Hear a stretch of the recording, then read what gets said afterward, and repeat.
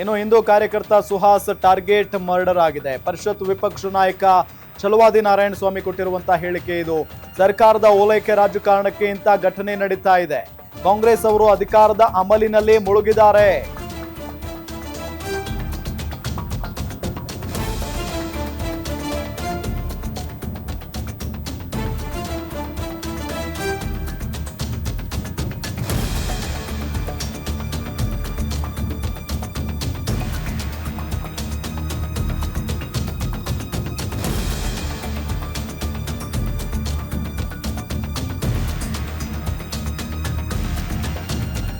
ಪರಿಷತ್ ವಿಪಕ್ಷ ನಾಯಕ ಛಲವಾದಿ ನಾರಾಯಣ ಸ್ವಾಮಿ ಹೇಳಿಕೆಯನ್ನ ಕೊಟ್ಟಿದ್ದಾರೆ.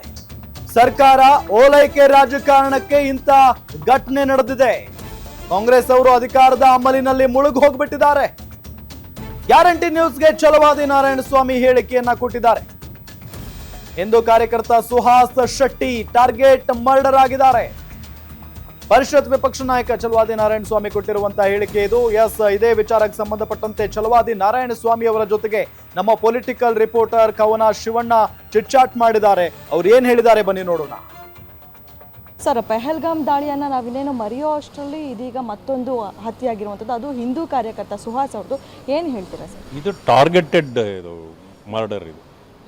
ಯಾಕೆಂತಂದರೆ ಈ ಸರ್ಕಾರ ಈ ಓಲೈಕೆ ರಾಜಕಾರಣದಲ್ಲಿ ಸಂಪೂರ್ಣವಾಗಿ ನಿರತರಾದ ಮೇಲೆ ಈ ಘಟನೆಗಳು ಈಗ ಪ್ರಾರಂಭ ಆಗಿದೆ. ನೀವು ನೋಡಿ, AICC ಅಧ್ಯಕ್ಷರು ಖರ್ಗೆ ಅವರು ಹೇಳ್ತಾರೆ, ನೀವು RSS ಮತ್ತು BJP ಅವರಿಗೆ ನಾವು ತಕ್ಕ ಪಾಠ ಕಲಿಸ್ತೇವೆ. ನಾವು ಮನಸ್ಸು ಮಾಡಿದ್ರೆ ನೀವು ಬೀದಿಯಲ್ಲಿ ಓಡಾಡೋಕ್ಕಾಗಲ್ಲ. ಪ್ರಿಯಾಂಕಾ ಖರ್ಗೆ ಅವರು ಅದನ್ನೇ ಹೇಳಿದರು. ಅನೇಕ ಮುಖಂಡರುಗಳು ಕೂಡ ಅದನ್ನೇ ಹೇಳಿದರು. ಮೊನ್ನೆ KPCC ಅಧ್ಯಕ್ಷರು ಕೂಡ ಆ ಮಾತನ್ನು ಹೇಳಿದ್ದಾರೆ. ಅಂದರೆ ಇವರು ಏನು ಮಾಡ್ತಿದ್ದಾರೆ, ಅಲ್ಲಿಗೆ ನಮಗೇನು ನೀವು ಧಮಕಿ ಆಗ್ತಿದ್ದಾರಾ? ಅಂದರೆ ಈಗ ನೀವು ಇದು ಆಗ್ತಾ ಇರತಕ್ಕಂಥ ವಿಷಯಕ್ಕೂ ಮತ್ತು ನೀವು ಹೇಳ್ತಾ ಇರೋದಕ್ಕೂ ಈಗ ಟ್ಯಾಲಿ ಆಗ್ತಾ ಇದೆ. ಇದು ಟಾರ್ಗೆಟೆಡ್ ಮರ್ಡರ್ ಅಂತೇಳಿ ಈಗ ಅಲ್ಲಿ ಮಂಗಳೂರಿನ ಜನ ಹೇಳ್ತಿದ್ದಾರೆ. ಆದರೆ ಅಷ್ಟು ಮಾತ್ರ ಅಲ್ಲ, ಈ ನಮ್ಮ ಏನೋ ಸರ್ಕಾರವೇ ಮುಂದೆ ನಿಂತು ಇಂಥವುಗಳನ್ನೆಲ್ಲ ಮಾಡಿಸ್ತಾ ಇದೆ. ಯಾಕಂತಂದರೆ ವಕ್ತದು ಒಂದು ಇದು ನಡೆಯಿತು ಮೊನ್ನೆ, ಪ್ರೊಟೆಸ್ಟ್ ರ್ಯಾಲಿ. ಅಲ್ಲಿ ಏನೋ ನಜ್ಮಾ ಅಂತಕ್ಕಂಥ ಒಬ್ಬ ಅಧಿಕಾರಿ ತಮ್ಮ ಕಾರ್ನಲ್ಲಿ ಅವ್ರನ್ನೆಲ್ಲ ಮನೆಗಳಿಗೆ ಡ್ರಾಪ್ ಮಾಡ್ತಕ್ಕಂಥದ್ದನ್ನು ಮಾಡಿದ್ರು. ಅಂದರೆ ಅದರಿಂದ ಇವೇನು ತೋರಿಸ್ತದೆ ಅಂತಂದರೆ ಅಧಿಕಾರಿಗಳೇ ಇದರಲ್ಲಿ ಇನ್ವಾಲ್ವ್ ಆಗ್ತಾ ಇದ್ದಾರೆ ಅಂತ.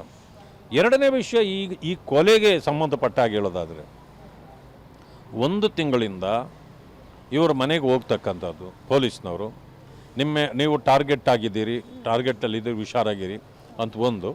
ಎರಡನೇದು, ಯಾವುದೇ ನಿಮ್ಮ ಇದು ಶಸ್ತ್ರಗಳನ್ನು ನೀವು ಗಾಡಿಯಲ್ಲಿ ಇಟ್ಕೊಳ್ಬಾರ್ದು, ಎಲ್ಲಿ ಇಡಬಾರ್ದು ಅಂತೆಲ್ಲ. ಅಂದರೆ ಅವರ ಅಸ್ತ್ರಗಳನ್ನು ಇಟ್ಕೋಬಾರ್ದು. ಯಾಕಂದರೆ ಭಯ ಇರೋದು ಅವರಿಗೆ. ನೀವು ರಕ್ಷಣೆ ಆದರೂ ಕೊಡಬೇಕಾಗಿತ್ತು, ರಕ್ಷಣೆನೂ ಕೊಟ್ಟಿಲ್ಲ. ಅವ್ರು ಏನು ಇಟ್ಕೊಳ್ಬಾರ್ದು ಅಂತ ಹೇಳಿ ನಿರಾಯುಧರನ್ನಾಗಿ ಮಾಡಿಸಿ ಇದು ಮಾಡಲಾಯ್ತಾ? ಇದಿಷ್ಟು ಪರಿಷತ್ ವಿಪಕ್ಷ ನಾಯಕರಾದಂತಹ ಛಲವಾದಿ ನಾರಾಯಣ ಸ್ವಾಮಿ ಅವರ ಮಾತು. ಕ್ಯಾಮ್ರಾ ಪರ್ಸನ್ ವಿನಯ್ ಜೊತೆ ಕವನ ಶಿವಣ್ಣ, ಗ್ಯಾರಂಟಿ ನ್ಯೂಸ್, ಬೆಂಗಳೂರು.